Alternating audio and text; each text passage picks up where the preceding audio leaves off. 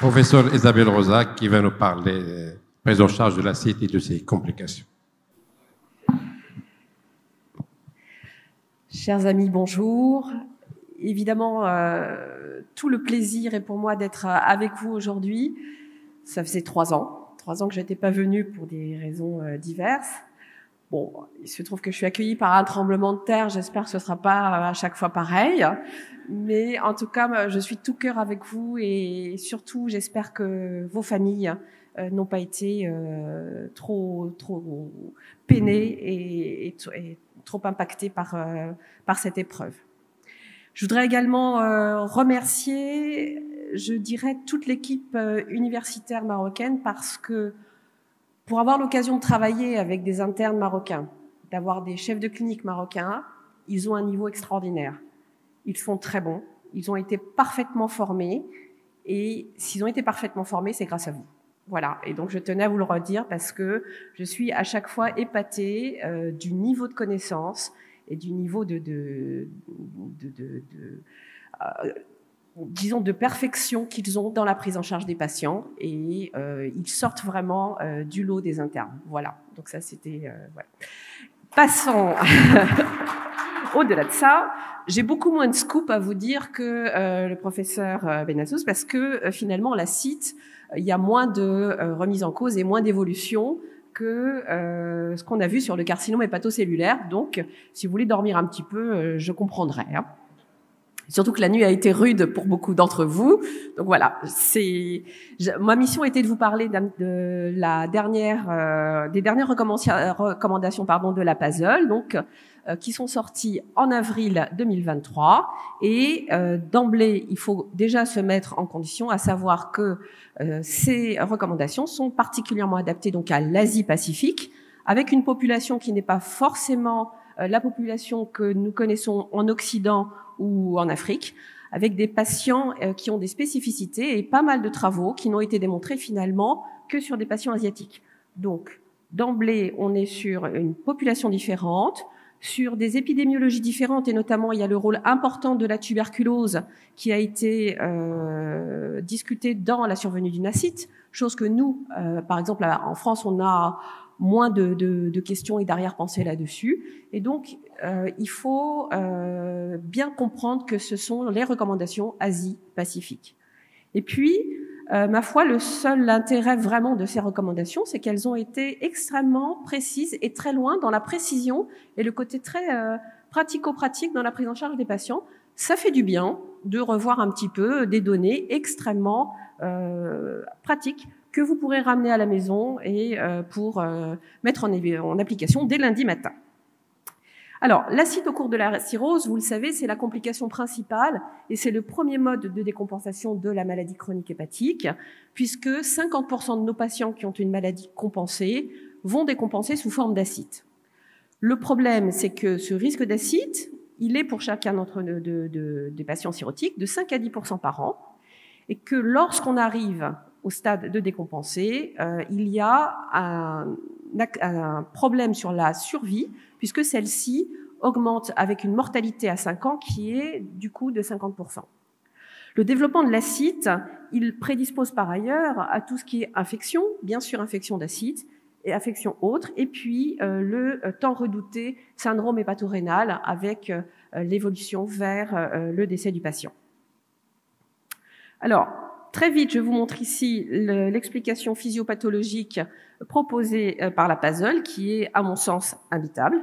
Et donc, j'ai demandé à mon ami Christophe Bureau, qui m'a envoyé cette magnifique diapo beaucoup plus simple, de sensibilisation à la physiopathologie. Donc, tout part évidemment de l'augmentation des résistances intravasculaires hépatiques, qu'on voit ici. Ces résistances induisent, comme vous le savez, l'hypertension portale, qui elle-même induit la vasodilatation artérielle splanchnique. Et cette vasodilatation artérielle va être responsable d'une part d'une augmentation de la pression et de la perméabilité capillaire splanchnique et d'autre part d'une hypovolémie artérielle qui va être responsable d'une augmentation de la sécrétion du système rénine-angiotensine, de la sécrétion de NO et de l'hormone antidiurétique. Bien entendu, cette hypovolémie artérielle va également être responsable d'une accélération de la fonction cardiaque et de toute la cardiopathie du cirrhotique qui s'associe. Alors tout cela arrive au fait où pour réaugmenter la volémie artérielle, le corps va se mettre à faire une rétention hydrosodée, d'où la formation de l'acide, et puis également une augmentation de la production de lin. Alors, le point de non-retour, c'est là, finalement, ici. Au départ, vous avez l'acide de grade 1 qui est l'acide radiologique. Ça peut poser un problème parce que dans l'interprétation des recommandations, on se dit quid de l'acide clinique. C'est facile, une acide grade 2, grade 3, c'est facilement reconnaissable. Mais l'acide infraclinique qu'on ne voit qu'à l'échographie, finalement, on a du mal à la caractériser. Et est-ce qu'on considère que c'est déjà une décompensation de la cirrhose ou pas? Alors, finalement, on voit que le problème sur la survie, il va survenir ici, entre le grade 1 et le grade 2. Et selon les recommandations de Baveno, vous avez les critères de décompensation, c'est la grade 2 et la grade 3. On ne tient pas compte de l'acide radiologique de minime, c'est-à-dire du petit épanchement périhépatique. Alors, quelles sont les recommandations de la PASL sur le rôle de la ponction d'acide? Donc, on va passer assez vite parce que je pense qu'on est tous assez hépatologues pour le savoir. Et globalement, tout patient qui présente une acide, donc de grade 2, de grade 3, d'apparition récente, doit avoir une ponction. Et dans cette ponction, la ponction doit inclure la quantification des protéines du liquide d'acide, l'albumine, le gradient d'albumine entre l'acide et le sérum, et bien entendu le compte de polynucléaires neutrophiles. Chez les patients qui ont une acide récurrente et qui viennent donc de façon rapprochée en hôpital de jour, la question est de savoir, est-ce que quand on ponctionne une acide qui revient tous les 15 jours, faut-il tous les 15 jours faire l'analyse du liquide d'acide? Ça coûte de l'argent, et finalement, la PASL a statué, puisque le seul élément que vous allez devoir faire, même si le patient vient toutes les semaines, c'est la numération avec le compte de polynucléaires neutrophiles. Et ce n'est qu'en cas d'élévation de ces polynucléaires neutrophiles que vous allez embrayer sur la culture, etc., etc. Donc, ça, c'est quand même un élément important parce que je sais que chez moi, pendant longtemps, les patients qui venaient toutes les semaines, s'ils n'avaient pas de signe clinique, on ne faisait pas d'analyse particulière de cytologie chez ces patients. C'est une erreur. Il faut le faire de façon systématique. Bien sûr, on prend au moins 10 millilitres. Je vous passe le fait qu'il faille les mettre en culture sur les flacons d'hémoculture et qu'il faille, chez les patients suspectés d'infection de liquide d'acide, faire la ponction avant les antibiotiques. Ça paraît évident pour nous. Ça ne l'est pas forcément quand le patient passe par un service des urgences, où d'emblée, finalement, on n'a pas toujours cette façon de faire. Alors, le petit bémol qui avait été mis, je vous l'avais dit en plus, c'est que la PASL recommande d'utiliser fortement le dosage de l'ADA lorsqu'il y a une suspicion de tuberculose et qu'on n'est pas sûr du caractère hypertension portale de l'acide. En pratique, si on veut la faire courte, toute acide se ponctionne, et c'est ce que je dis à mes internes, clairement. Alors, dans les mesures non spécifiques, que faisait-on jusqu'à présent dans les recommandations, que ce soit Baveno 7 ou autre? C'est que on part du principe que le fait de résoudre la cause de la décompensation peut largement améliorer le pronostic. Le traitement de la cause de l'hépatopathie, en France, étant donné la grande proportion de patients qui présentent une hépatopathie chronique avancée liée à l'alcool, eh bien, l'arrêt de l'alcool va permettre, dans un certain nombre de cas, même dans un grand nombre de cas, de voir disparaître l'acide avec le sevrage. On va de même pouvoir espérer une disparition de l'acide, que ce soit en traitant l'hépatite B. C'est un petit peu moins vrai pour le traitement de l'hépatite C, mais encore une fois, il est de plus en plus rare de voir des patients qui ont une hépatopathie chronique virale C arriver d'emblée au stade de cirrhose décompensée. Et puis, le facteur de décompensation doit être recherché, que ce soit infectieux, que ce soit l'écart de régime ou la survenue d'un carcinome hépatocellulaire. Un mot sur le régime hyposodé large. Dans les recommandations Baveno 7, c'était 5 grammes par jour. Et puis, il ne faut pas oublier la prise en charge nutritionnelle et la réadaptation physique qui sont les deux points de vue qui, je pense, ces dernières années ont éclos. La prise en charge nutritionnelle, je rappelle que le foie n'a pas de réserve de fibrogénèse et de glucogénèse, pardon. Et donc, il est très, très important que ces patients mangent de façon fractionnée et éviter les périodes de jeûne prolongées. Ça veut dire la collation de 16 heures et la collation de 22 heures avant d'aller se coucher. Il faut un apport protéiné important si on veut avoir une albumine remontée. La réadaptation physique, on a prouvé par ailleurs dans pas mal d'études que cette adaptation physique pouvait permettre de faire une diminution de l'hypertension portale et donc elle s'applique à tous les patients cirrhotiques qui ont une hypertension portale. Alors, quelles sont les recommandations de la PASOL? Eh bien, finalement, ils ont repris les mêmes que la SLD et que Bavenocet, c'est-à-dire que les patients qui ont une cirrhose avec une ascite clinique ont fait une restriction modérée en sel, et parce que, globalement, ça a été très bien démontré que la restriction sévère avec 0 sel implique finalement que le patient ne mange plus et a des carences nutritionnelles et arrive sur une anorexie qui, finalement, va aggraver la maladie.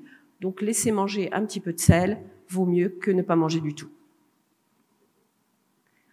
D'autre part, ils ont également insisté sur l'élément extrêmement important qui est la prise en compte de la cause de la décompensation, l'abstinence d'alcool, on en a parlé, le traitement étiologique, les antiviraux par exemple, qui sont fortement recommandés pour la prise en charge de l'acide chez les patients atteints de cirrhose. Il faut parfois être patient. Il faut parfois attendre 3 mois, 4 mois pour voir disparaître une acide, notamment en cas de réponse d'hépatopathie chronique alcoolique. Le sevrage peut mettre un certain temps avant qu'on voit disparaître l'acide clinique. Donc, ne pas se précipiter pour envisager un traitement autre, par exemple un TIPS ou une transplantation, chez un patient sans attendre quelques mois que le facteur étiologique puisse disparaître et qu'on puisse arriver à un retour, à une recompensation de la maladie chronique avancée. Un mot sur les médicaments, et ça apparaît de façon claire et nette sur ces recommandations, ce qui n'était pas le cas dans les recommandations antérieures. Pas d'anti-inflammatoire, éviter tout ce qui est enzymes de conversion, attention aux ARA2, ce sont des agents qui sont potentiellement néphrotoxiques et ils doivent être évités en cas d'acide. Chez les patients qui souffrent d'hypertension artérielle et qui ont d'autres indications vasculaires aux enzymes de conversion et aux ARA2, ils doivent être utilisés avec précaution et sous surveillance, bien entendu, parce que c'est là où on retrouve les patients qui arrivent avec l'insuffisance rénale sur une déshydratation. Alors, selon Bavenocet, quels étaient les critères de prise en charge de l'acide non compliqué? En cas de première décompensation d'acide, bien entendu, une fois la parasynthèse faite, le régime hyposodé mis en place, le traitement repose sur l'association de diurétiques et le diurétique de choix, pas grand-chose de neuf, la spironolactone, le Lasix. L'association des deux, finalement, permet de diminuer le nombre d'arrêts pour un effet indésirable, et notamment l'hyponatrémie et l'hyperkaliémie. Et finalement, avec ce traitement, on n'a pas forcément besoin d'augmenter les doses qui sont quand même très importantes, puisque vous voyez, la dose maximale recommandée, c'est 400 mg pour la spironolactone. Personnellement, j'ai jamais réussi à aller à 400 mg de spironolactone chez un patient. L'hyperkaliémie, l'insuffisance rénale, l'hyponatrémie me l'ont fait arrêter bien avant. Et puis, bien sûr, c'est adapter à la carte les doses de traitement diurétique en fonction de l'atteinte de l'objectif. En ce qui concerne les recommandations de la PASOL, les patients avec une acide de grade 3 doivent être traités par une association de spironolactone et de furosémide. Donc là, on est tout pareil, tout bon. La dose doit être augmentée progressivement, tous les 3 jours. Contrôle de l'acide, dose maximale tolérée, ne pas dépasser 160 mg de furosémide et 400 mg de spironolactone. Et puis, une fois l'acide contrôlé, les diurétiques doivent être diminués à la dose minimale possible. Tout ça, c'est de la pratique quotidienne et c'est ce que nous faisons déjà, je pense, de façon quotidienne. Les diurétiques doivent être interrompus si les patients développent des complications. Alors, un mot sur les définitions. Quid de l'acide réfractaire, quid de l'acide récidivante et de l'acide intraitable. L'acide réfractaire, elle a une définition précise qui est celle d'une résistance aux diurétiques, qui est définie de façon, vous allez le voir, assez drastique, puisque c'est perte de poids de moins de 800 grammes en 4 jours, natriurèse inférieure à la quantité orale de sodium par 24 heures. Ou une récidive précoce de l'acide, donc dans les 4 semaines qui suivent la ponction, sous traitement diurétique intensif, associé quand même à une restriction sodée de moins de 90 millimoles pendant au moins une semaine. Ça, c'est l'acide réfractaire. Pour l'acide intraitable, c'est finalement l'acide pour laquelle on ne peut pas utiliser les diurétiques parce qu'il arrive très vite une complication des diurétiques. L'hyponatrémie, l'hyperkaliémie, l'insuffisance rénale. Et c'est sûr qu'on a tous des patients chez qui même des doses très petites de diurétiques provoquent inéluctablement une élévation de la créatinine et pour lesquelles on est obligé de réduire les doses, voire d'arrêter les diurétiques. Et puis l'acide récidivante, c'est une acide qui nécessite au moins 3 ponctions évacuatrices au cours d'une période de moins de 12 mois. Mais tout ça, finalement, est-ce que ça a vraiment de l'importance? Bref, c'est quand même une acide difficile à traiter. C'est surtout ça qu'il faut retenir. Quelles sont les recommandations pour l'acide? Dans la PASL, la ponction reste le traitement de choix pour les patients de grade 3, pour l'acide simple. Elle doit être réalisée sous guidage échographique, si possible avant, pour réduire les problèmes de piqûres d'autres organes, ça on est tous d'accord. Ça devient d'autant plus difficile si le patient a une grosse paroi abdominale et ça peut poser problème. Et moi, je rajouterais que depuis environ 2 ans, nous avons mis en place un protocole d'anesthésie locale à la xylocaïne et au bicarbonate pour la paroi. Et ça permet aux patients d'accepter beaucoup plus facilement la ponction d'acide. Et là, les gens me disent, non, mais ça sert à rien, ça fait perdre du temps, ça fait pas mal. Ah c'est sûr que nous, ça nous fait pas mal de faire une ponction d'acide, ça, pas de problème. Le patient, lui, c'est autre chose. C'est quand même assez douloureux comme geste. Donc, le patient qui revient de façon régulière, mettre en place cette anesthésie de la peau qui se fait d'abord avec une intradermo, puis une IM profonde, avec une bonne dose de xylo et de bicar, comme ça la xylocaïne ne pique pas, permet une acceptation des ponctions d'acide itératives de bien meilleure qualité. On remplace, bien sûr, on compense volume à volume les acides par l'albumine, et cette albumine doit être perfusée lentement, de préférence en moins de 4 heures, et puis on peut reprendre les diurétiques après la ponction. Donc tout ça, rien de très nouveau. Quid de l'acide réfractaire? Quand vous êtes face à une acide réfractaire, alors, premièrement, le régime sans sel, on continue, bien sûr. Deuxièmement, lorsque l'acide est intraitable et que les diurétiques ont été responsables d'effets indésirables, une fois l'effet indésirable fini, on peut tenter de reprendre les diurétiques à moindre dose, par une autre classe de diurétiques, mais ce n'est pas une contre-indication complète. Et là, de façon assez, je dirais, bizarre, la PASL recommande que le traitement de l'acide réfractaire soit quand même les ponctions d'acide de grand volume. Donc ça veut dire que votre patient qui a une acide réfractaire, vous allez lui faire des ponctions. Et ça, c'était, à mon sens, une grosse différence par rapport à ce que proposait Bavenocet. Et puis finalement, on va revoir un petit peu après, il n'exclut pas les autres façons de traiter, mais ils ont quand même mis ça en premier. L'albumine perfusée, machin, ça, on est d'accord. Et puis, apparaît ici la petite nouveauté, c'est que en cas d'acide intraitable ou d'acide réfractaire, on peut, et ça, vous voyez, le niveau de preuve, il a été étiqueté C2, des perfusions d'albumine à long terme qui sont envisagées chez les patients atteints d'acide réfractaire. Alors, les preuves sont limitées, pourquoi? Parce que vous savez qu'il y a eu une étude qui avait été publiée en 2019 dans Lancet, c'est l'essai Answer, qui reposait donc sur les patients qui avaient un programme de perfusion d'albumine au départ 2 fois par semaine, puis 1 fois par semaine, 20 grammes, et vous voyez qu'il a été mis en évidence un contrôle de l'acide et une amélioration sur la survie en fonction du groupe qui a reçu l'albumine et du groupe qui n'a pas reçu l'albumine. En regardant les besoins cumulatifs en termes de transplantation hépatique et de pose de TIPS, il y avait une différence significative dans le groupe des patients qui avaient reçu l'albumine de façon continue. Alors, tout ça repose sur une 60aine de patients et effectivement, il n'y a pas eu d'autres essais depuis qui aient prouvé l'intérêt de poursuivre les ponctions d'acide hebdomadaire chez les patients qui ont une acide difficile à traiter. J'avoue nous on le fait assez régulièrement avec un très bon succès, et on le fait d'autant plus que les patients sont évidemment en hypoalbuminémie. Ce traitement n'a pas lieu d'être si les patients ont un taux d'albumine normal. Alors quoi d'autre dans les recommandations de l'apazole pour l'acide réfractaire, mais qui finalement apparaît presque en deuxième position, et c'est là où finalement on peut ne pas être tout à fait d'accord avec ces recommandations, c'est que le TIPS peut être envisagé pour la prise en charge de l'acide réfractaire en tant que traitement d'attente vers la transplantation hépatique, ou bien chez des patients qui sont non éligibles à la transplantation.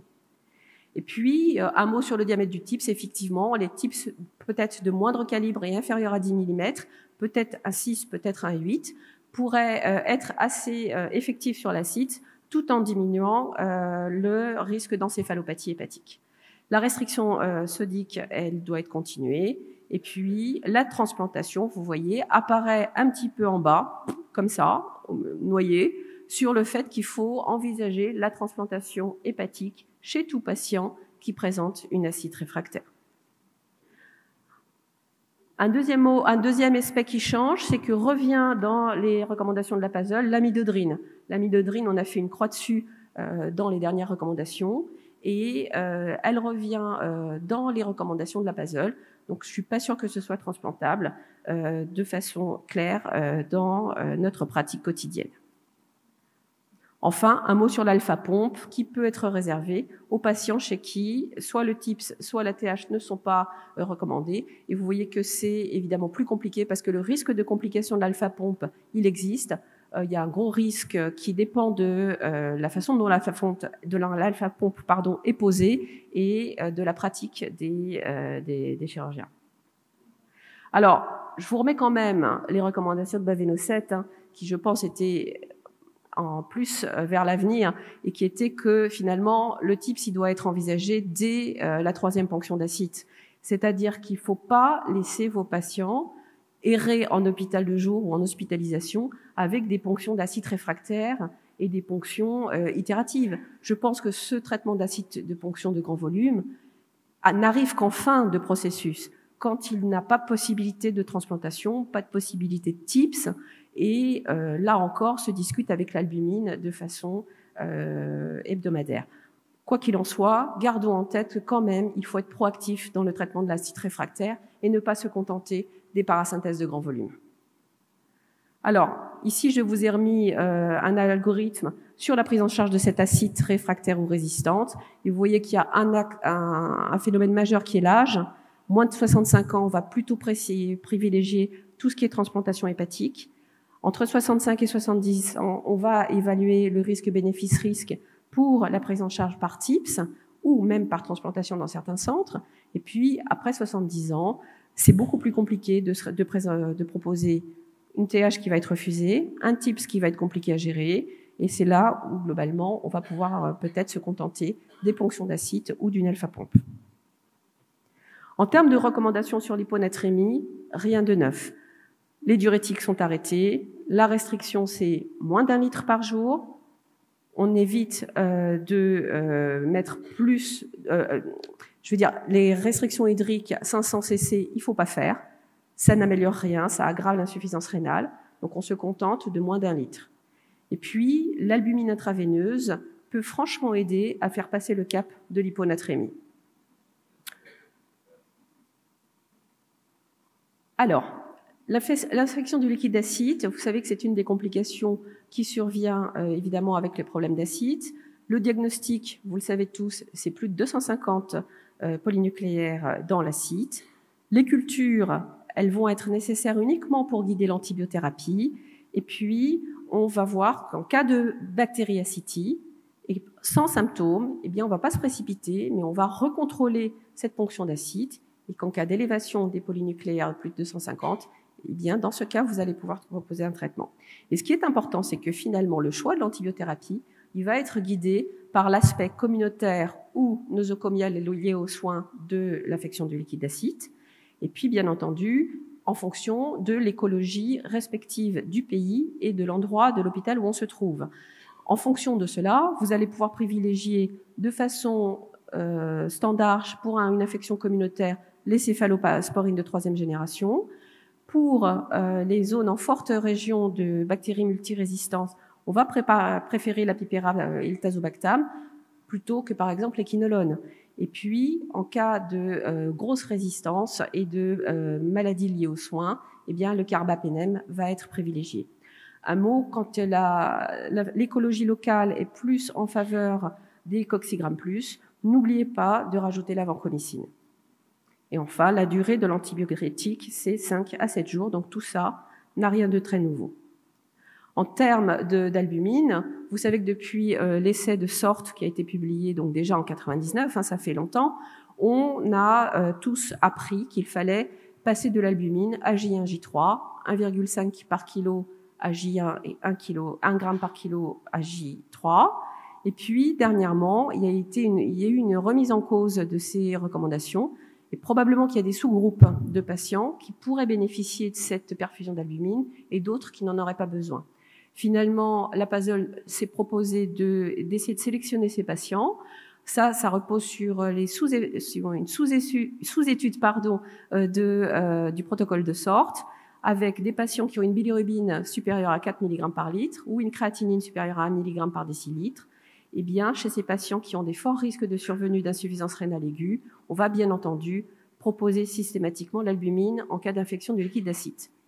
Mais la PASOL recommande néanmoins qu'on puisse étendre ces critères, étant donné qu'ils ne reposent que sur des études rétrospectives et des sous-groupes, à tous les patients qui souffrent d'infection du liquide d'acide, c'est-à-dire à ce qu'on fait jusqu'à présent en pratique quotidienne. En termes de prophylaxie, on est d'accord que les patients qui ont moins de 15 grammes d'albumine présentent un risque d'infection du liquide d'acide. Et dans ce groupe, les patients les plus sévères, c'est-à-dire qui ont un child supérieur ou égal à 9, une bilirubine élevée ou une dysfonction rénale, eh bien, sont les patients privilégiés pour qui il va être extrêmement important de mettre en place une prophylaxie primaire. Alors, on est assez embêté depuis l'arrêt de la norfloxacine, qui nous aidait bien. Et que reste-t-il? Eh bien, il reste la ceftriaxone, il reste le Bactrim, et ces traitements sont à privilégier, notamment pour tout ce qui est prophylaxie secondaire. Et la prophylaxie secondaire, elle est indispensable à partir du moment où le patient a fait une première infection de liquide d'acide. Pour la rifampicine, on attend les résultats d'études, et notamment de l'étude Propylarifax qui a été faite en France, pour savoir s'il est utile ou pas de donner la rifampicine en prophylaxie primaire de l'infection du liquide d'acide. En termes d'hydrothorax, pas de nouveauté. Le traitement de l'hydrothorax, c'est le traitement d'une acide, à savoir régime hyposodé, diurétique, puis évidemment ponction en cas d'insuffisance respiratoire. Et puis vous voyez que les cathéters pleuraux peuvent être discutés au cas par cas, mais que globalement le TIPS est une bonne opportunité pour la résolution de l'hypertension portale et donc de l'hydrothorax. Bien entendu, la transplantation hépatique également est une bonne indication de ces hydrothorax pour essayer de libérer le patient de ce poids, puisque le problème de l'hydrothorax, c'est qu'évidemment, le poumon n'est pas expansible et que la gêne occasionnée par l'hydrothorax est bien plus importante que la gêne occasionnée par une acide. Le syndrome hépatorénal, redouté. Je rappelle que le syndrome hépatorénal, c'est une complication tardive, c'est 5 à 10% des acides réfractaires, que la plupart du temps, il y a une cause à ce syndrome hépatorénal, que ce soit l'utilisation primaire des diurétiques et ensuite un syndrome hépatorénal qui s'installe, qu'il fait partie des critères d'aggravation dans la CLF, et tout ça a été pris en compte pour les recommandations. Donc, vous savez déjà que la première partie la première étape dans la prise en charge des problèmes rénaux associés à l'acide, c'est l'utilisation de l'acute kidney injury, c'est-à-dire qu'il va falloir réagir de suite lorsque vous avez une élévation de la créatinine qui survient même sans autres symptômes, et que il y a une définition qui est tout à fait claire et tout à fait acceptée, qui est de celle de regarder la créatinine que votre patient avait lors de la dernière hospitalisation, de la dernière consultation. Et c'est extrêmement important parce que ce sont des doses qui sont individuelles, des données individuelles supérieur au chiffre de 137,5 ou 132,5 qui avait été proposé par le passé. Clairement, si vous avez une augmentation de plus de 25% de cette augmentation de créatinine et au-delà de ça à 50%, vous savez qu'il y a des forts risques que votre patient développe une insuffisance rénale aiguë. Et donc, c'est un patient que vous allez surveiller, à qui vous allez arrêter plus précocement les diurétiques, à qui vous allez proposer un remplissage, que vous allez avoir à l'œil, de façon à ce qu'il n'évolue pas vers l'insuffisance rénale.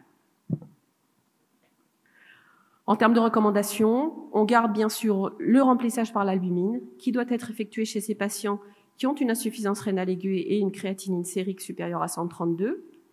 Ce remplissage par albumine, il peut être envisagé au cas par cas lorsque l'insuffisance rénale aiguë, s'accompagne d'une crête qui est élevée mais qui n'est pas encore dans les critères des 132. Et ça, c'est grâce à l'ouverture sur la prise en charge avec l'AKI. Que tous les patients qui ont ce qu'on appelle le SHR-AKI, qui, je vous le rappelle, est l'ancien SHR de type 1, selon les nouvelles recommandations, doivent avoir, en même temps que l'albumine, des vasoconstricteurs et on va voir lesquels sont utilisés.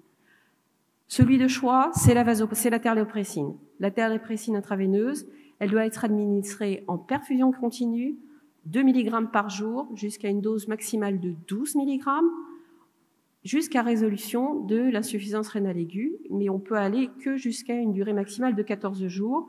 Et je vous avoue que ces 14 jours, c'est uniquement pour les patients qui sont en attente de greffe et qui attendent une transplantation imminente. Sinon, ça n'a pas de sens en soi. Chez les patients qui ont une ACLF et une insuffisance rénale, avec ce fameux SHR, la terlipressine a montré qu'elle était supérieure à la noradrénaline, qu'on peut utiliser dans ces cas-là. Mais comme vous le savez, la noradrénaline, bien que très efficace, elle nécessite d'avoir un cathé central, que le patient soit en unité de soins continus et d'avoir un monitoring cardiaque régulier. Donc c'est moins facile d'utilisation que ne l'est la terlipressine chez des patients qui peuvent rester en salle conventionnelle des pathologies. Chez les patients qui n'ont pas d'ACLF, la noradré est aussi efficace que la terlipressine. Cela dit, les résistances liées à l'utilisation de la noradrénaline sont les mêmes. Et puis, les données sont encore insuffisantes pour proposer un TIPS chez les patients qui ont un syndrome hépatorénal. Des projets sont en cours. Il y a des études prospectives qui probablement répondront par le futur, s'il y a une indication ou non, à mettre un TIPS un peu en urgence chez des patients qui sont en AKI, SHR, mais pour l'instant, cela n'est pas recommandé. Et bien entendu, et je crois qu'il faut qu'on le retienne tous, la transplantation hépatique est le traitement de choix de ce syndrome hépatorénal associé à l'AKI. Les recommandations pour les acides réfractaires, l'insuffisance, l'infection du liquide d'acide ou la CLF, c'est que toutes ces pathologies ne sont pas des contre-indications aux bêta-bloquants. Et ça coupe un petit peu court à toutes les controverses sur l'utilisation des bêta-bloquants. Est-ce que ça aggrave les patients chez qui il y a une acide, pas d'acide? Donc, clairement, on peut continuer les bêta-bloquants. Néanmoins, on fera attention aux doses et on fera attention à la tolérance de ces bêta-bloquants, avec notamment toute l'atteinte du système cardiovasculaire. Et il ne faut pas qu'il y ait d'hypovolémie. Il ne faut pas aggraver l'hypovolémie existante. Et donc, la tension artérielle doit rester supérieure à 9. Et le sodium sérique doit être supérieur à 130. Bien sûr, tout ça en absence d'insuffisance rénale aiguë. Ou dans ces cas-là, on peut suspendre de façon transitoire et temporaire l'utilisation des bêta-bloquants. Donc, en conclusion, si vous voulez, ces recommandations de la PASOL, elles sont un petit peu moins, je dirais, progressistes que ne l'était Baveno-7, qui, pour le coup, ne s'était attaché qu'à la prise en charge de l'hypertension portale, mais bien entendu, ça découle de la prise en charge de l'acide. Et elle reste très proche des recommandations qui avaient été faites par l'ASLD en 2021, notamment pour tous les critères. La place de la transplantation et du TIPS, elle est moins développée que ne l'a fait Baveno-7. Et puis, finalement, si on veut résumer un peu tout ça, c'est que, comme dirait mon ami Lapalisse, la meilleure façon de ne pas avoir d'acide, c'est que faut essayer de la traiter avant. Et ça, c'était tout le but de Baveno-7, du dépistage de l'hypertension portale cliniquement significative, notamment, je vous rappelle, avec le fibroscan, qui, quand il est supérieur à 25, pourrait entraîner la mise en place d'un traitement précoce par le carvedilol de façon à éviter une survenue d'acide dans les 3 ans. Ça, c'est extrêmement important. Il faut prévenir la survenue de l'acide, parce qu'une fois qu'elle est là, on a passé le tournant. Rappelez-vous, il y a le avant et il y a le après. Donc, tout l'enjeu pour nous, c'est de ne pas basculer au niveau acide de grade 2.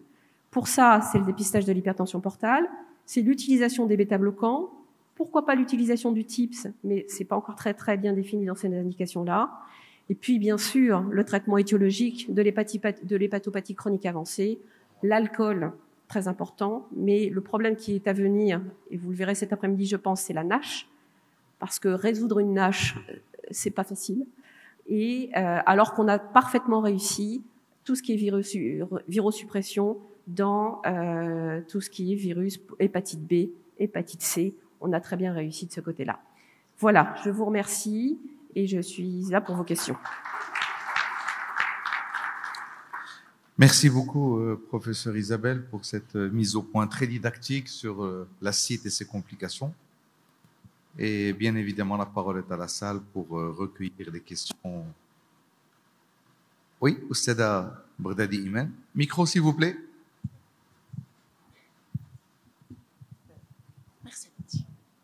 Merci, professeur Isabelle.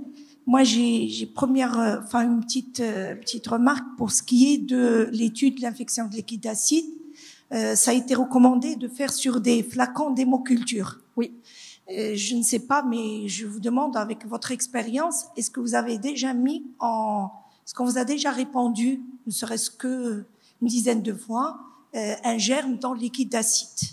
C'est très très difficile de retrouver une bactérie sur le liquide d'acide. En tout cas, dans notre contexte, on avait fait une étude en médecine C sur une centaine de cas et on avait 0 bactérie. Par contre, on avait les neutrophiles qui étaient supérieurs à 250. Donc, nous, dans notre pratique, on garde les flacons stériles au lieu de flacons d'hémoculture. Maintenant, je reviens pour une question. L'acide grade 1. Certes, elle ne fait plus partie des décompensations, mais je ne sais pas, peut-être que j'ai mal suivi. Est-ce qu'on la traite ou on la traite pas? C'est toute la question. En fait, les recommandations vous disent il ne faut pas la considérer comme un facteur, comme étant une maladie décompensée. Après, je vous avoue que clairement, nous, le régime sans sel, on le met. Donc, on le met régime parce que au moins le régime, on surveille et on voit comment ça évolue. Mais c'est difficile de ne pas en tenir compte parce qu'on sait clairement que ces patients ne sont pas si compensés que ça. On est sur la tranche, on est vraiment sur la ligne bleue et c'est toute une discussion qu'on a régulièrement en staff parce que certains proposent déjà de mettre les diurétiques, d'autres sont plus frileux et puis parfois l'acide radiologique, elle devient acide clinique dans les semaines suivantes. Alors pour l'acide de grande abondance, oui. grade 3, c'est vrai, les ponctions, il faut ponctionner, vider. Oui. Et vous avez dit, il faut démarrer les diurétiques à faible dose parce qu'il y a pour éviter une nouvelle accumulation de liquide. Est-ce que vous pouvez nous expliquer? Oui, ce sont les recommandations de la PASL. Je ne connaissais pas cette notion. Oui, moi non plus. Ils y vont très progressivement. Ils disent augmenter par palier de 48 heures. C'est pas du tout notre pratique quotidienne. Nous, on commence avec, on commence avec un 75 mg de spironolactone et 40 mg de Lasix. On associe systématiquement les deux. Après, je dirais que c'est de la cuisine. Il n'y a pas de recommandation vraie. Mais leur façon d'envisager effectivement la façon progressive, je pense que c'est pour la tolérance. Et pour éviter parce que le fait de dire que oui, ça évite l'accumulation de liquide, c'est contre la logique des diurétiques. C'est contre la logique des diurétiques, tout à fait. Tout à fait. Merci. Alors, juste un mot pour les flacons d'hémoc. Nous, on le fait systématiquement. On a quand même pas mal de bactéries en culture qui poussent sur les acides. Et alors, moi, je partage pas votre expérience, mais probablement que c'est parce que comme on le fait systématiquement, on a plus de résultats. Voilà. Oui, docteur Hamoud. Je voudrais revenir sur l'acide, donc grade A. En fait, la définition de la FEV de l'hypertension portale cliniquement significative, c'est la présence de l'acide à l'ICO. Et donc, je vois qu'il y a quand même une contradiction, hypertension portale cliniquement significative, et on ne va pas traiter l'acide. Et puis cet acide de grade A, est-ce que finalement les bêta-bloqueurs sélectifs peuvent l'améliorer, en particulier le carvedilol. Alors, probablement que c'est une indication à démarrer. Alors, selon Baveno 7, clairement, vous démarrez le carvedilol, oui, tout à fait. Oui, oui. Ça, c'est... Alors, normalement, le carvedilol, c'est une étude qui a montré que clairement, sur le nombre de patients traités, le fait de commencer et de traiter l'hypertension portale cliniquement significative par le carvedilol diminuait le risque de survenue d'acite à 3 ans. C'est tout. Les recommandations de Baveno, elles découlent de cette étude et elles vous disent clairement que lorsque vous avez une hypertension portale cliniquement significative, et là, le diagnostic, là, il repose sur le fibroscan, sur un fibroscan supérieur à 25, vous permet de débuter le carvedilol, quelle que soit la présence ou non de varices œsophagiennes. Et à partir de là, vous arrêtez la surveillance des varices œsophagiennes, puisque de toute façon, vous avez traité par le carvedilol. C'était ça la petite nuance dans Baveno. Après, est-ce que ça résout l'acite? J'en suis pas sûre du tout, puisqu'elle est déjà là. Peut-être que ça va éviter qu'elle ne s'aggrave et qu'elle devienne de grade 2 et de grade 3. Oui, Dr. Ida Sherif. Merci, Dr. Rosa, pour cette présentation très intéressante. En fait, moi, j'aimerais bien revenir à l'utilisation des bêta-bloquants en cas d'acide réfractaire. On sait qu'il y avait des papiers qui ont été publiés qui ont montré l'augmentation de la mortalité liée aux bêta-bloquants. D'ailleurs, il y avait des papiers qui ont été publiés par la même équipe qui a introduit les bêta-bloquants en hépatologie. Donc, je ne sais pas qu'est-ce que vous pensez de ces données-là. Deuxièmement, chez les patients qui ont une fonction rénale altérée, est-ce qu'on est toujours censé de perfuser de l'albumine quand on ponctionne plus de 5 litres ou dans ces situations, il faut perfuser systématiquement l'albumine, quel que soit le nombre de litres ponctionnés? Merci. Alors, je vais commencer par la deuxième question parce qu'elle est plus facile. Oui, pour l'albumine, lorsque la fonction rénale est altérée, quel que soit le liquide d'acide qui va être évacué, je pense qu'il est licite de faire une compensation d'emblée et non pas supérieure à 5 litres. Ça, c'est le premier point. La deuxième chose, c'est qu'effectivement, concernant les bêta-bloquants, vous le dites très bien, il y a des études princeps, il y a des méta-analyses et il y a abondance de littérature sur l'effet controversé des bêta-bloquants en cas d'acide réfractaire. Alors, probablement que l'acide réfractaire, c'est trop tard pour les bêta-bloquants. C'est clair que l'effet est un petit peu... on arrive trop tard. Et donc, dans les acides réfractaires importantes, dans des pathologies graves, il est probablement pas licite en tout cas d'introduire, ça c'est sûr. De garder, c'est la question, probablement à des doses moindres et uniquement si par exemple vous avez des varices œsophagiennes grade 3 avec des signes, vous voyez, avec des risques d'hémorragie digestive. Je sais que pas mal d'équipes parisiennes arrêtent les bêta-bloquants en cas d'acide réfractaire. Il y a probablement un rôle quand même délétère et ce rôle délétère s'explique très bien par l'hypotension qu'elle induit, par le problème de ralentissement de la fonction cardiaque. Vous savez, le problème du cœur dans l'acide et dans la cirrhose, c'est que c'est un phénomène d'adaptation. Le cœur va s'adapter à cette hypovolémie et donc va être en tachycardie, il va y avoir une augmentation du rythme cardiaque et de la fonction d'éjection parce que c'est une façon de s'adapter. Si vous avez un traitement par bêta-bloquant, vous allez diminuer cette adaptabilité cardiaque et donc particulièrement aggraver le fonctionnement de le rôle hypovolémique, aggraver la fonction rénale et donc aggraver le cercle vicieux. Donc je serais très prudente sur les bêta-bloquants dans les acides réfractaires chez des patients sévères. Merci beaucoup, professeur Isabelle.